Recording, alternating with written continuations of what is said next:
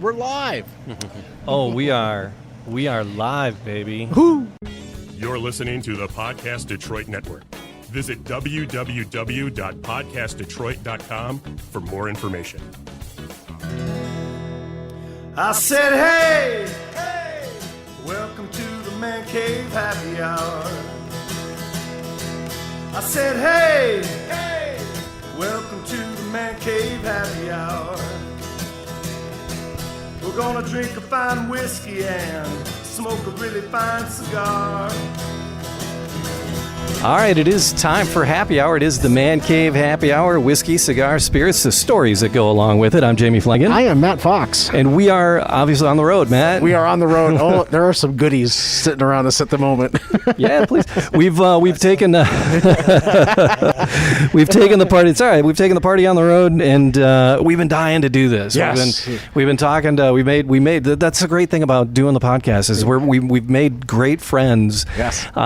Just around the city. And we'd be like, we got to do this. Mm-hmm. And finally, we're at Kakos Market. Thank you. And This Joe, is Kakos. a destination for folks to come and visit and talk to these individuals because they know so much more than we do. Absolutely. And that's something we found is we've been talking to, you noticed that we had this guy talking about Japanese whiskey yesterday. Yes. Yeah. And we talked about these national distributors, and there's names that pop up in the city, and Kakos is always one of them, is one of those stores that, moves interesting bottles and has interesting product and is knowledgeable.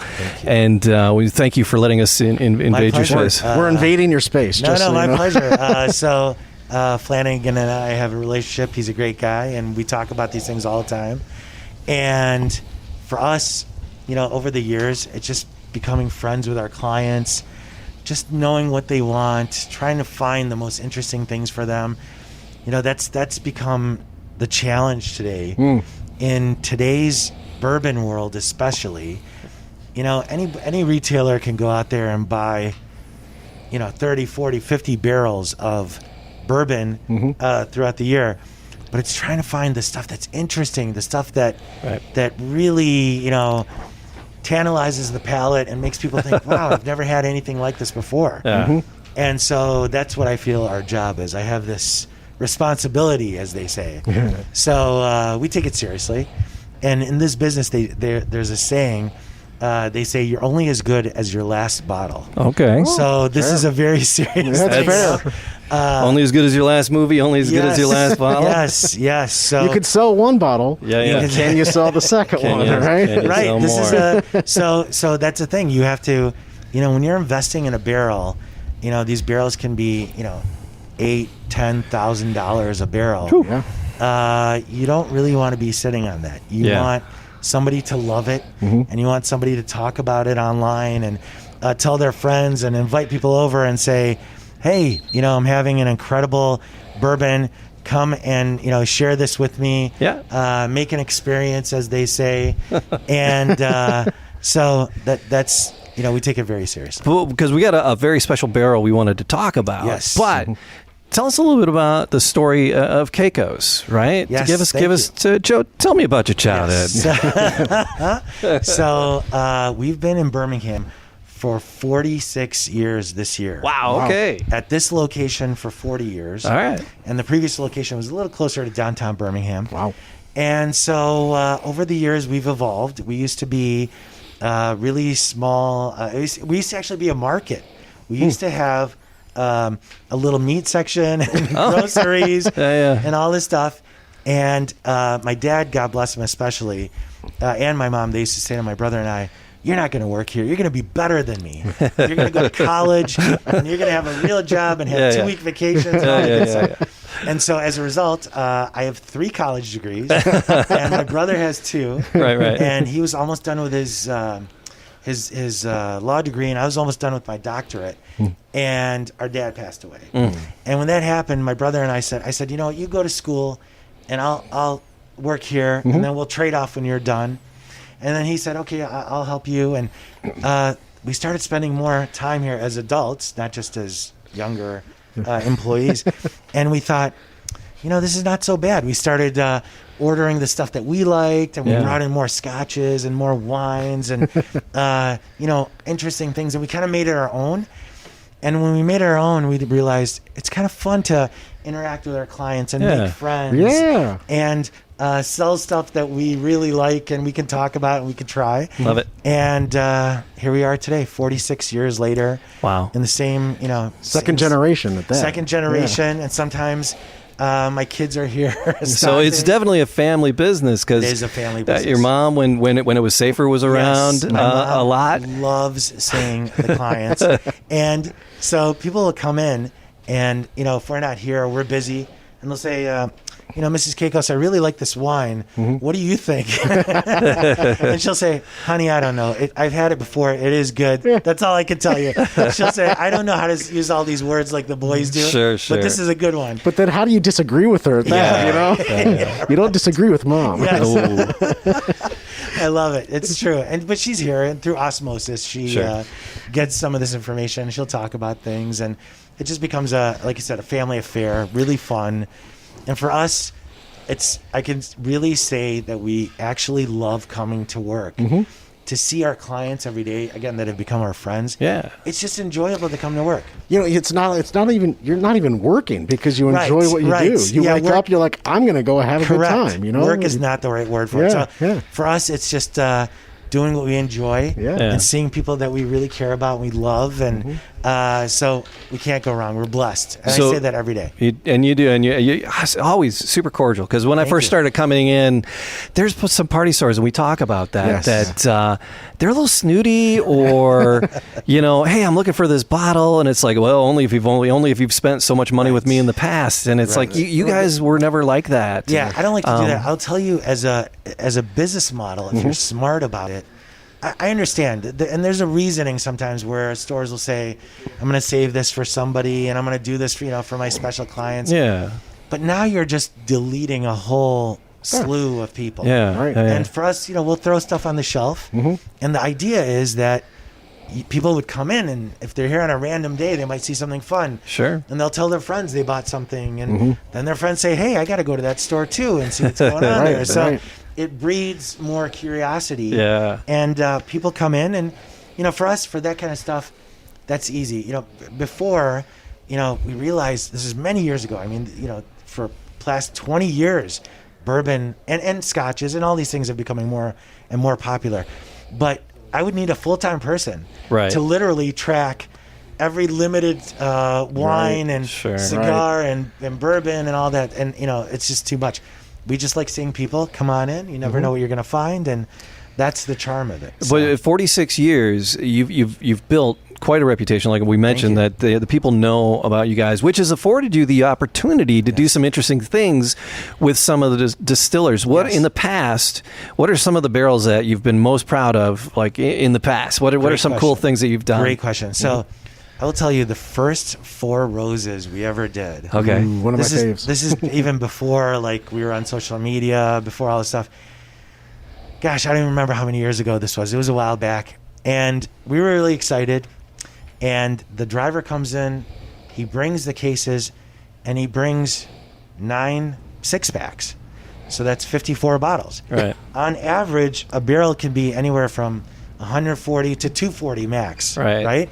So he brings in 56 bottles, and we're so excited. It's our first 4 roses. And I said, where's the rest? Yeah. And he said, this is it. Oh. And I said, what do you mean? And he said, this is all I got. And we never found out. We don't know if it was... sometimes the barrels will leak. Yeah. Sometimes they're damaged. The evaporation. Something, whatever it was. Sure. That's what happened here. So that's one heck of an angel share. That was one angel share. We still have clients. So again, this is before we did any social media or anything like that. So whoever bought those bottles, they could buy 2 or more or whatever. Yeah. So we still have clients that have these bottles and they cherish this. This is our first, Kakos release over 4 roses, many years ago. And people nurture it and they cherish it and they sip on it, and it's become a really big deal. The other thing is what we just released, which is our what we called our Japanese, quote unquote, Japanese edition of the Maker's Mark. And that one was a really, really cool story because 3 years ago, I was so just to backtrack a little bit. when this program, the Maker's Mark Private Select barrel started, we were the first retailer in Michigan to do the project. Yeah. And if I'm not mistaken, the 41st retailer in the United States. Wow. Wow. And so back then, this was like 2017, not everybody was super gung-ho about this because you really have to mix. You have to sit there, and on average, it's going to take you 5-6 hours to put this project together. Wow. Sure. Yeah. And so you sit there and you pick 10 staves, and these 10 staves go into the barrel, and that's what gives it flavor and color. So did that 2017, sold really well. 2018, I'm there, and I mixed up this recipe, and I put it all together, and I loved it. I was really proud of it. And I always ask if anybody's done this before. Yeah. Because in some of the recipes I've done, I was the only retailer in Michigan to do it, first retailer in the United States to ever do it. So that's a great selling point. And they said, yeah, it was a group of Japanese. It was a Japanese group that did it. Huh. And I said, what's that? And they said Japanese group. And I said, oh, wow, that's interesting. And I inquired a little bit more. Yes, so those are the staves that they're still kind of moist, and you can smell them. It smells like a chocolate store or a candy factory. Is that the actual barrel? That's the actual barrel, yes. Right here. So you pick these, Yes. and then they dangle in the barrel. Correct. And then how long do they hang out there? So anywhere generally? from usually around 6 months. Another 6 months Yes. to add this to add the flavor profile, and that gives a color, aromatics, flavor.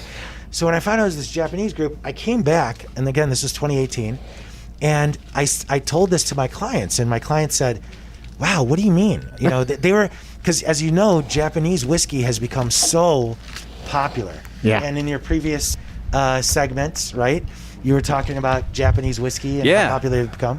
Yeah. And so in the last podcast, very informative, talking about why they've become popular, some of the scarcity, et cetera, et cetera. Yeah.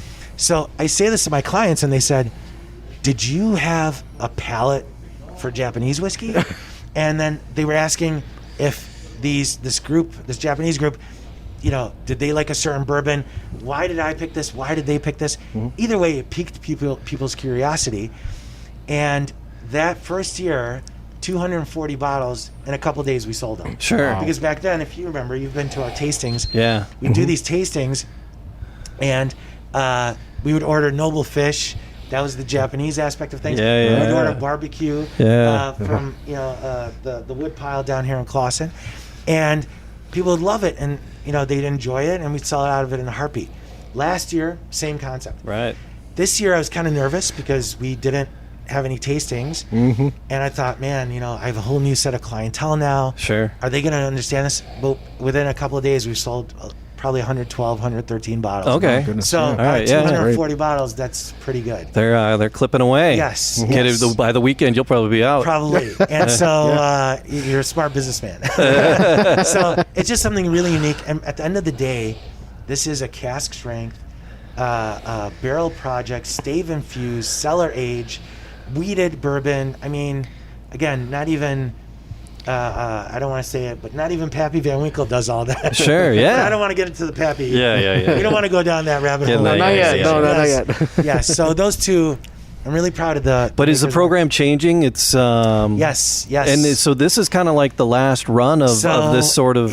It might be the last run. I say it might be. I will tell you, Jim Beam Suntory is one of the best companies to work with. Yeah. They're very accommodating, they're very creative, they're very innovative.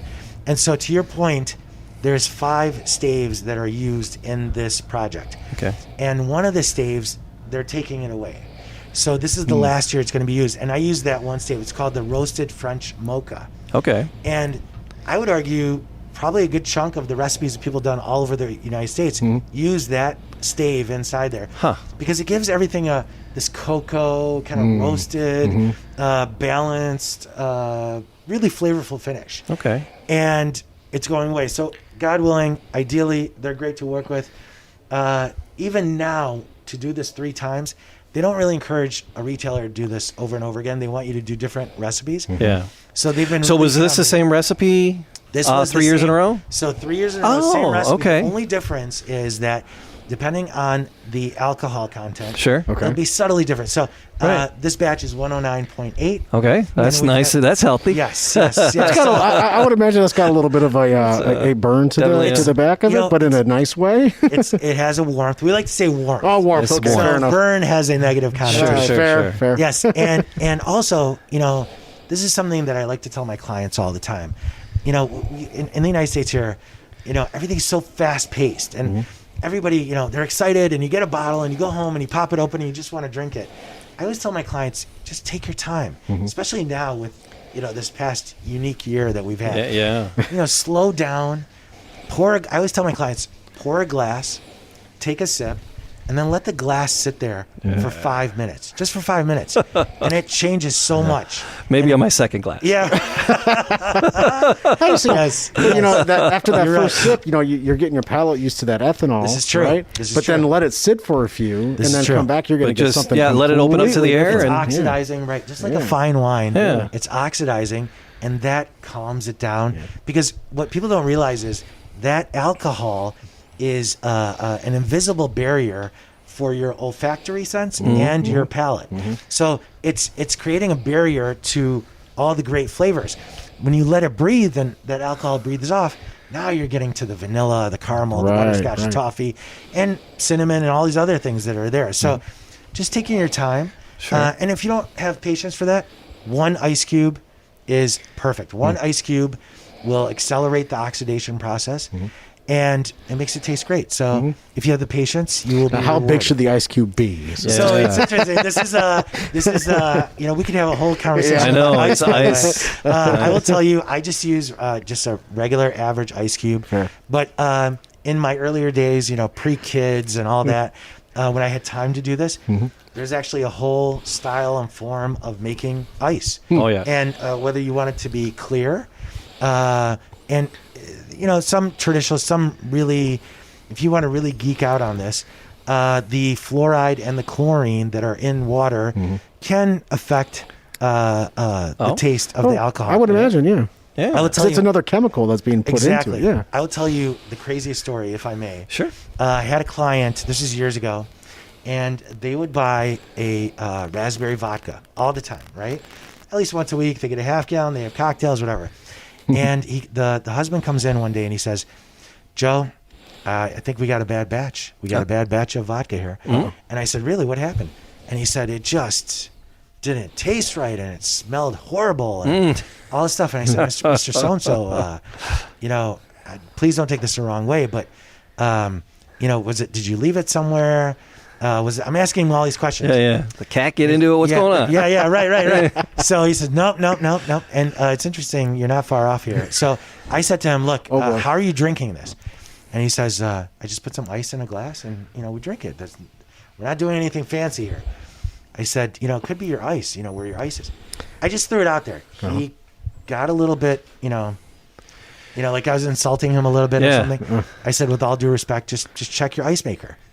Goes home and mentions this to his wife. Oh, boy. His wife says, Oh, no. let's look in there. They look in there. He had gone fishing the week before. Oh. And big fish, that big slab of fish is right there by the ice machine, and it had opened up. Oh, yeah. And basically the ice had absorbed all those aromatics. Oh. And so when they were drinking their raspberry vodka, Yeah. it had a wonderful... It's not a salmon-flavored fish, raspberry salmon. vodka. Walleye, little walleye twang to it. Yeah, that would you would wonder. So ice can be, that's an extreme Sure. example. Oh, yeah. But ice can be, it's a very detailed thing. So It's one of those, ooh, taste this. yes, right. So, there's a lot of things out there that can affect the way, the taste and flavor profiles. Even, if you're eating something, obviously. Yeah. So a lot of times people say, oh, I had this great product. And I say, where were you? And they say, again, another anecdote. One of my clients, when everything was normal, she'd go to Mexico around this time. Oh, boy. And she comes back and she says, Joe, there's a tequila I want. And at the time it was Clase Azul, that blue and white bottle. Yeah. It's become Yeah. famous now. Yeah. And she says, I said, okay, I'll get it for you. I got it. And she buys the bottle and she goes home and she says, it doesn't taste the same. And I said, Mrs. So-and-so, it's the same bottle. You sent me the picture. This is the same bottle. And she says, no, it doesn't taste the same. I said, when you were drinking it, where were you? And she says, well, I was at the pool on the resort in Mexico. And I said, and how are you drinking it? And she says, oh, I'd have, 1 ice or 2 ice, a little ice cube. I said, and who was serving you? And she said, a handsome young man. In hot pants. Yes, right, exactly. So, and then by the third or fourth question, she says, okay, I understand where you're going. Yeah. So ambiance, things contribute to the experience. Yep. So, fair enough. Yes. They actually, and I have those experiences when I'm out west. Oh yeah, and I'm I'm a little bit higher in elevation, and Yes. when you taste something and then you get home, it may not taste the same because even the elevation can affect it. They actually call this the Provence Rosé effect, because in Europe, a lot of British people would go to the Provence region of France, and they would have rosé all the time. Yeah. And then they'd ship it back home, and they say to their friends, "This is incredible. This tastes great," and everything like that. And their friends would be like, "Yeah, I don't know. I'm not really getting what you're so excited about." And again, it had to do where you were at, what's going on. Yep. To your point, elevation can play, lack of oxygen, all that stuff can definitely play with the chemistry of what's going on. And other things you might be consuming when you're on a vacation like that too. Especially if you're in Colorado. Especially in Colorado. So I'm sorry, Jamie. You've actually talked a lot about your clientele. Yes. Right? I love my clients. Have any of your clients ever turned you on to something that took you by surprise? No doubt about it. So in whether it's wine, like in wine, for example, there's 300,000 products being sold in the United States. In liquor, usually we would go to trade shows. This year there was no trade shows. Right. So typically, if you're on top of everything, trade shows, I get all these blogs and all these things. And even with the blogs, even with the trade journals, even with trade shows, even with all these things, I'm never going to know everything. And so I do rely on our clients to say to us, hey, I was in so-and-so, I went to a restaurant, I was at whatever, do you guys have this? And sometimes it doesn't sound like it's going to be a big hit, like Screwball. Oh my gosh! So, I don't understand Screwball. Okay, I don't I'll understand tell you, it. I don't wasn't- understand it. I was like, I don't know about this. I tried it. I thought it was interesting. Yeah. But people love it. And Yeah. so at some point, it's and this applies to the barrels too. I can't just buy something or sell something that I just like. It has to be what the clients like. They're Snakes and sparklers. there you go. They're the bread and butter. So you gotta, So you gotta rely on the clients, and so so they'll say things, and whether it's Screwball or who knows what else. Yeah. If they want it, I will get it for them. Sure. But definitely clients are the best resource, because if they don't like it, They'll tell you. Yeah, it could be the biggest, best, most, I was hounding you about something, and you finally got it. It might have been like the Eric Church Jack Daniels. Maybe, yes, that comes. I was bugging you there. about that, and I was Yes. something else I was hounding you about, and you're like, I'll try. Well, So it was great, and you go out of your way. That's our motto with you. Whatever your heart desires. But some things it's hard, because some things people come in and ask for, and I just can't get it for various reasons. Either it's not sold here, but our angle, if you talk to anybody that knows us, is that we kind of take this Buddhist philosophy towards things, in the sense that instead of saying, okay, well, I'm sorry, I don't have this, go somewhere else. I'll say, look, let me show you things that are similar, things that you might find more interesting, more exciting. Sure. Instead of, kind of punishing yourself and wasting time and money trying to find this. Yeah. It's 2020. There's so many interesting things out there. It's mind-boggling. So Giovanni and you guys are great when people walk in, and it's if they're looking for something, well, if you like that, just take a look at this one. Yes. And it's like, you guys always got me leaving with an extra something, And then, which is great. It's fun because also it's expanding your palate. Yeah. So now you guys, you'll say, well, I would have never thought to try that, but this is pretty interesting. And thank goodness we've cultivated a great clientele here. Most of our clients are very adventurous. They're very open-minded. They're very self-actualized. So, if they see, a Pappy, of course they're going to buy it. Yeah. But do they think that's the last thing on earth that's the best? Maybe not. There's other things out there. There's some sliced bread over there too. Yeah. I'm just gonna... So now, the Maker's Private Select. Yes. Your Japanese release. And then Pat Maley was on the Facebook, and he wants to know how much is it, and can you hold one for him? Yeah, my pleasure. $69.99. All right. And yeah, my pleasure. We still we have I'd say about 25% of the barrel left. And absolutely, come on, right. we'll take care of it. What time There you do you go, open tomorrow? Maley, get up here. Yeah, 11, so we're here 11 to 8 tomorrow. So our pleasure, or maybe later if he wants. The other thing I was going to tell you is, I don't know if you had tried or we talked about that Bib and Tucker. No. So Bib and Tucker is a really unique brand. This is a brand that, in its regular format, is what I call my Blanton's alternative. Okay. So Blanton's is 93 proof. Bib and Tucker is 92 proof. Okay. Where Bib and Tucker is a little more interesting is it actually has an age statement of 6 years old. On average, they're 7.5-year-old barrels. Okay. And it uses a number 1 charring, which means the amount of time that they burned the inside of the barrel was only 15 seconds. Oh, okay. That is 1 grade away from a toasted barrel. Okay. And so what that does is, so Bib and Tucker's angle is, instead of being that really caramelized, heavy vanilla, they're going for the toffee, butterscotchy notes. Okay. And it's like $49.96. Okay. I have a rack behind you, but I'm out of it. It's become so popular. Because for all the people that look for Blanton's, this has become a nice alternative, and you don't have to run around town looking for it. And it's incredibly flavorful and smooth. As a result, we ended up doing a single barrel of that. Okay. We were only one of 2 retailers in the whole state. Wow. They got to do a Bib and Tucker single barrel. And Was that this guy, this brown bottle? Thank you. Yes. So that's. It looks like it fell off of a wagon in the 1800s, right? It's like a molasses is this jar 12 almost, years you know? on here? So that is a 12-year-old That's beautiful. single barrel, not quite cast strength. It's actually 99 proof, which is interesting. Number 1 charring, non-chill filtered, and it is absolutely delicious.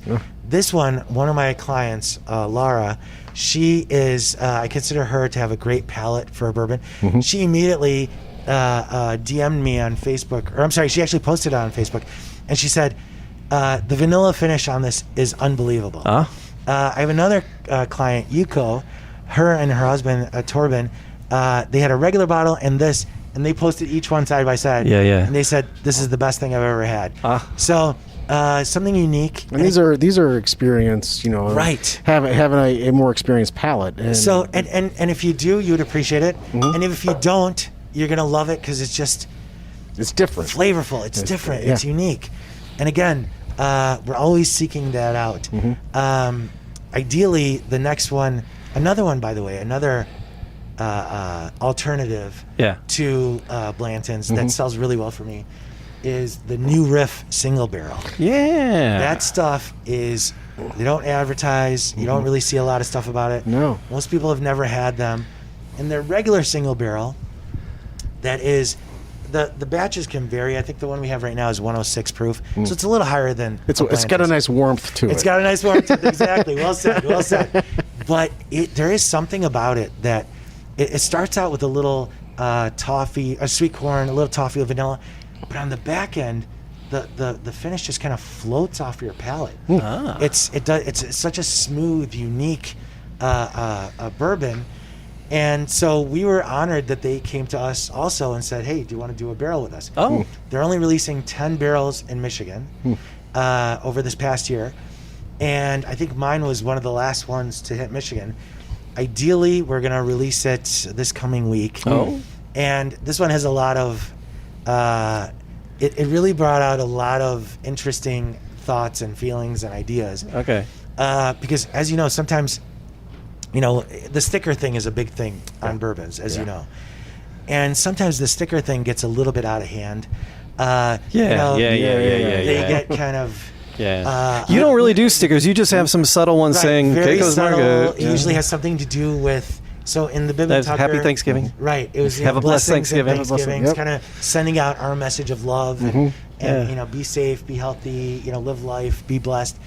In the Maker's Mark, it was the Japanese edition, which had to do with the story. Sure. So when I get and I'm going to reveal this. Usually I leave it for a surprise, but when I get the New Riff, when I thought about it, when I drank it, I was sipping on it, I was thinking, what's my email going to be about when I send this? And when I thought about New Riff, I thought about the classic rock station, The Riff. Okay. And 94.7 WCS. Yes, exactly, right. The Riff. And so 101 point. No, 101 point is The Riff. So that's the Riff. 101. I'm not the radio guy. You No, are. it's okay. Yeah. And back in the day,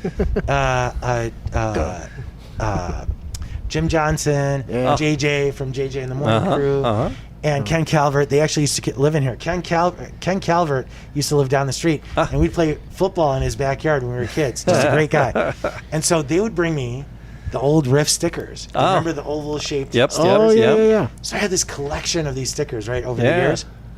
And I thought, when I do this barrel, I'm going to do one of these stickers, or at least try to mimic it. Yeah. And I thought it was kind of bittersweet because when I moved out of the house, I went back one day and I was looking at stuff and I said, Mom, where's my stickers? And she's like, oh, I threw that box out. So I had all these, like a shoebox of all these stickers, Van Halen, AC/DC, everything, all this stuff. So that was kind of bittersweet. And then I was also thinking, I think it was out in 2015, Van Halen had done a song called Take Your Whiskey Home. Okay. And, it really, I love Van Halen. And when Eddie Van Halen passed away, I was really sad about this. And then I was thinking about whiskeys, and if you hear this song, it's one of the most interesting songs. It starts out with this like jazzy profile, and then David Lee Roth gets into his groove, and Eddie Van Halen starts with this crazy guitar, and it's just a really cool song. And that kind of reminded me of it, because New Riff is like a riff on a guitar, and it's your perspective on things. And I thought, you know what, God willing, 2021 is going to be a new riff. Let's hope. And so that's why I can't wait to get this and release it, because that one's going to have a lot of meaning and a lot of interesting stories behind it. So wow, you have a lot going on. So before really the holiday, that'll be out. Hopefully, God willing, this next week we're going to release it. If the truck shows up. If the truck shows up. Yes, Flanagan, you know the routine. It's not going through Hazel Park. Where is that? Highland Park. Highland Park. So in defense of the distributors, it's just, COVID has obviously wreaked havoc. Oh, yeah. And so, finding drivers, warehouse managers, and all that stuff.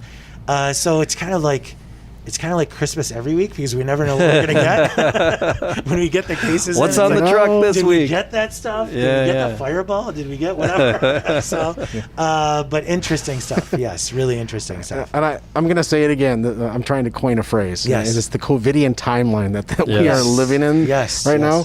The fact that you have been able to still take care of your clients. Yes. And bring in new clientele and help them to understand, what's out there. Yes. Kudos. Thank you. In all Thank you honesty. so much. Yeah. So, you know what? Again, we love our clients. Our clients are just as adaptive as we are. So, when everything really went down in March, we started doing curbside service, and our clients were amazing. They're like, oh, this is great. I don't want to get out of my car anyways. I don't want to touch anything and all this stuff. So they'd pull up, we'd take care of it.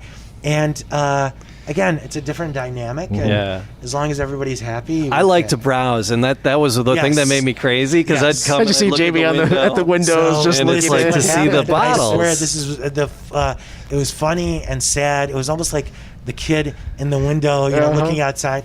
And we had clients, and they're like, "But I need to come in. I need to come in and see." And we'd say, "Look, I'm sorry. We're just trying to be safe here." Yep. And so when we did open, a lot of people came in, and again, we had all these interesting things and oddities and stuff like that. So I can't complain about anything. You just gotta pivot and make sure everybody's happy. And my heart really breaks for a lot of our friends that have restaurants and bars and stuff like that. They can't do anything for obvious reasons. And they're doing the servers, right? And then it's not easy. Beyond a challenge. I just pray for them every day that they can just make it through this season, and that we get through all this and they can get back on their feet. If we could all raise enough money to help them out, it would be awesome. But you're also doing stuff to help raise money to help out other individuals too. Yourself, you're auctioning off one of those. Are they maker staves? So that is. So there's trees. You can actually, in the shot, you can see one of them. Yes. No, I'm lying. You can't see it in the shot anymore. It's over there. Yes. So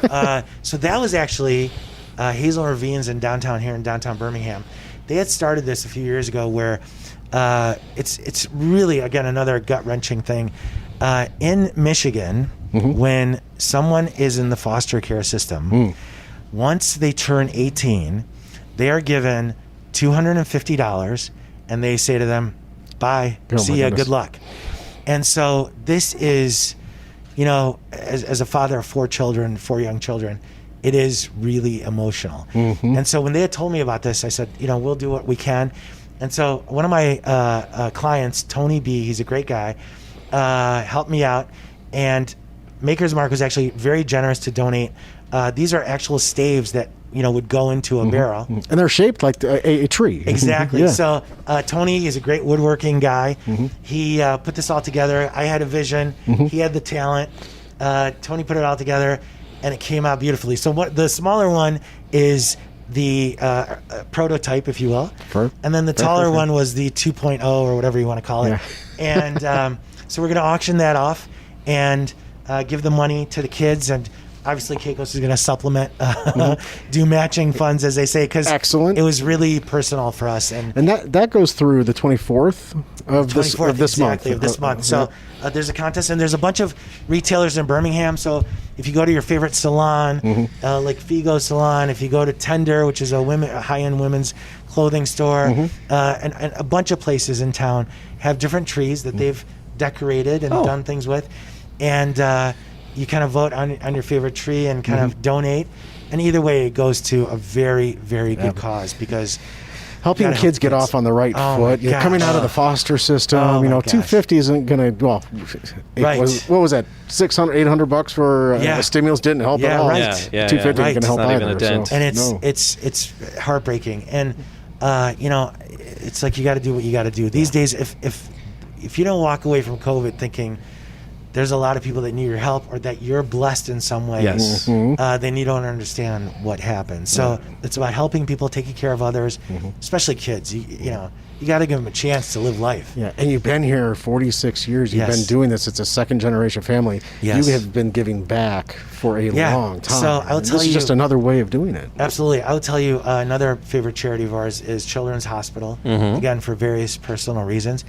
And so every year they do this great event called Derby for Kids. And so around the Kentucky Derby time, they do these various events, and we'll donate really cool stuff that has to do with bourbon or the Derby. And it turns out to be a great fun event and a great fundraiser for kids there, because a lot of people don't realize they need help too. So there's so many charities out there and so many things. You just have to pick the stuff you love, that you believe in, and kind of stick with it and hope for the best. That's all you can do. You got to take care of people. Absolutely. And then you take care of all your customers, then, it all spills back in the community. We love that. Thank you.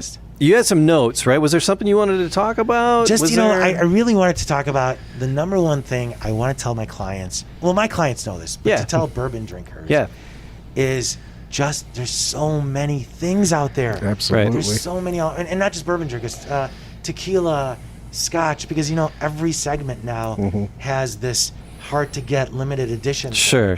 And instead of people punishing themselves or paying more or wasting your time, there's so many things that you can enjoy. So I just like clients to know that, look, if you're open-minded, there's a whole world out there. It's 2020. Thank God we're in the most, the best place on earth in the sense of having a variety and options and stuff like that. Because you had a pretty cool little bottle over here, and you have a little sign that says "More interesting than Weller," but it's only $30, $29.99. So the reason is, Weller's a wheated bourbon, 90 proof and then 107 proof. This is a wheated bourbon, 100 proof. So right in the middle. 100 proof. Not 90, not 90, not 107. What's interesting about this? David Nicholson was a guy who was a grocery store owner in Missouri.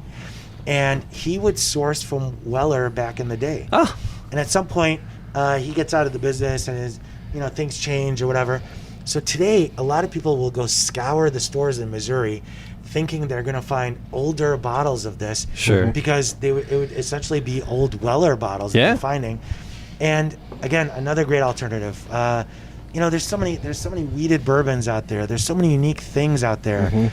But you're always going to have somebody that goes for that Right. You know, that hunt. This is like this is an archetypal. That's their second job almost. Right. And this is like an anthropological thing, right? Yeah. You want to hunt for this thing that's really hard to find, and you know, it becomes fun. And I'm guilty of doing that. You know, I love watches and cigars and all these other things. And in every segment, this happens. And so, you know, like when this week Rolex, the old Paul Newman Rolex Daytona was auctioned off, I think, at Christie's. It went for like $5 million. Jeez. And I had to look at it twice because I'm like, wait, is that comma in the wrong place? Does it tell time differently? Yeah, right, exactly. But what happens is people immediately will go out and say, I want to get a Rolex. Yeah. You know, and so a $10,000 Rolex doesn't seem that much. Yeah, $5 Check out my Seiko, what are you, my Casio. Right. And the same thing happens in the world of spirits. So when Macallan bottles get auctioned off at Sotheby's and Christie's for hundreds of thousands of dollars or more, then you immediately get this influx of people that say, I want to try this. I haven't had this, or I need a bottle of Macallan. You know, I want to. It's nice to feel part of that club. You know, to feel that okay, somebody spent hundreds of thousands. I'll spend 70, and I'll get the same kind of experience, as they say. For sure. So just being open-minded, I guess, is. It's a fun time to be a drinker, and if you're open-minded, you'll just have the best time. So you're really active on Facebook, and is that the spot where people can find about the things coming out? So we're on Instagram, we're on Facebook. Okay. We try to keep things regular up there. When things happen, whether it's releases or just, you know, I'll do a thing like Wine Wednesdays, just to keep people informed, because there's so many things out there. That's usually it. But to be honest with you, to get the richest form of communication, it is we send out emails. Oh, okay. And so on my email list, that's where you get the story about the barrel. That's the hotline. That's the hotline. So, all right. So you know, I'll quote Shakespeare. And, nice. You know, talk about different cultures and stuff like that. People sign up on that through your website? They could do it on Facebook. Oh, okay, They could do it here if they want. Okay. You know, and most of our clients are pretty loyal, so they'll see us before they hear before anything happens. So, but yeah, usually Facebook, Instagram, and the email list. That's how to find out about everything. Awesome. All right. So some cool stuff. Yeah. Anything else going on around? Yes, tons of stuff. I mean, you know, for us, again, just trying to stay ahead of the game. Yeah. So I think this week we should be getting not just in bourbons, but the latest edition of the Macallan series, the edition series. And I don't know if you guys are familiar with this, but Macallan 6 years ago started this edition series. And part of it was to highlight that something doesn't have to have an age statement on it. The U.S. gets the largest amount of age statement scotch in the world. In other parts of the world, in Japan and Canada, all these other places, they don't really care. They just want it to be good. Right. We associate age with, you know, a certain gravitas. Quality almost. Yeah, quality, right. Yeah. So they did this to highlight it. Every edition that came out had something like 6 barrels that it was finished in. They're really unique. They partnered up. So number 3, for example, they partnered up with a guy named Roja Dove. This guy doesn't drink. He's a perfume maker. Oh. And what they did is Bob Delgarno, the master distiller from Macallan at the time, had this guy smell the barrels, and this Roja Dove guy picked the barrels that he thought smelled the most unique, and Bob Delgarno mixed them up together, and that was the number 3 release. So each one had this really cool story. Yeah. And each one, when they started out, they were like 99. I think they're 150 some odd dollars today. Yeah. But each one has tripled or even more in price. Wow. Quadrupled or more in price. Yeah. And if you have and this is Macallan, according to rumors, has a thing about the number 6. And so people thought they were going to go to like 10 bottles, 10 editions, but they're capping it off at 6. Oh, okay. And this is, I think, going to be released this week. All right. And so people have bottles that they've saved, and the set is going for thousands on the secondary market. Yes. And again, it's one of these things that you kind of want to have, and it's special. Yeah. Is there a horse on top of it too? No horse on top. Yeah, This I'm is just kidding. strictly the liquid inside, and no magic bottles. But the bottles are, I mean, they do a lot of thought and effort McAllen does in the boxes and the story and letting you know what's going on.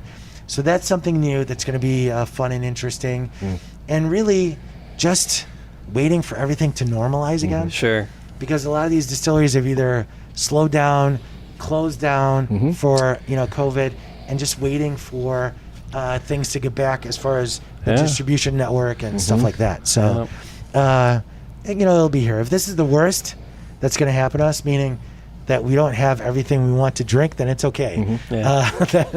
So be it, as they say, if that's the worst thing. I can't wait for there to be a tasting, and Matt and I can come and set up in another corner, and then just kind of chit chat while a tasting's going on. Once we can have a bumping elbows kind of party. From your mouth to God's ears. If you need someone to play music, we might be able to handle that for you too. So we'll. I would love that. I can't wait for those days. I can't wait. I'd like to not make this such because we've been talking about this forever. I know. I want to come and do it again, and it's fun because you're a friend of ours, and it's very casual, and there's no pressure. I'm not sitting here reading from the teleprompter. I'm not going to micromanage your comments. So Maley might, but I have one more thing I just want to share. Yes, you have national brands, international brands, but you also support local. Yeah, absolutely. So we have a whole shelf of just local stuff. Yeah, and it's really fun because, as you know, Michigan is a big distilling state, featured in various magazines. Yeah, there's some incredible stuff. Detroit City Distillery, Valentine. Anywhere you go. I thought I saw Two James down there. Two James, oh my God, that place is phenomenal. Phenomenal stuff. So yes, there's definitely some great stuff. And their bottle, by the way, the Two James, the Grass Widow, is, if I'm not mistaken, the only full production bourbon that's finished off in Madeira barrels. And it is so delicious. And just a unique product. I'm actually out of it right now. So I see Traverse City here as well. Traverse City, anything we could get our hands on. Iron Fish, just all great places. And they all have quality products. And it's fun. It's fun being part of that too. Yeah. So, you're part of this team that's making things happen. Yeah. So we're blessed in that respect too. Yeah. We can't complain. All right, so Kakos Market is on Facebook, and what's the Instagram handle? Instagram, Kakos_market. Okay. Yes, on Instagram. All right. And we're always here. Anything you need. Ask questions. That's the best you can do. These are the guys that have answers, which is brilliant. So, Kakos Market. It's give the location, right? 14 Mile in Woodward. In Birmingham. If you're in the Metro Detroit area, definitely worth a trip over. Like I said at the beginning, it's a destination that you want to come to. Thank you. God bless you. Thanks for joining us. Like, subscribe, leave a comment. We appreciate it. Man Cave Happy Hour on all the socials and the website as well. Gentlemen, cheers. Cheers. Happy holidays. God bless you guys. Thanks, Thank man. you so much. Thank you. Cheers.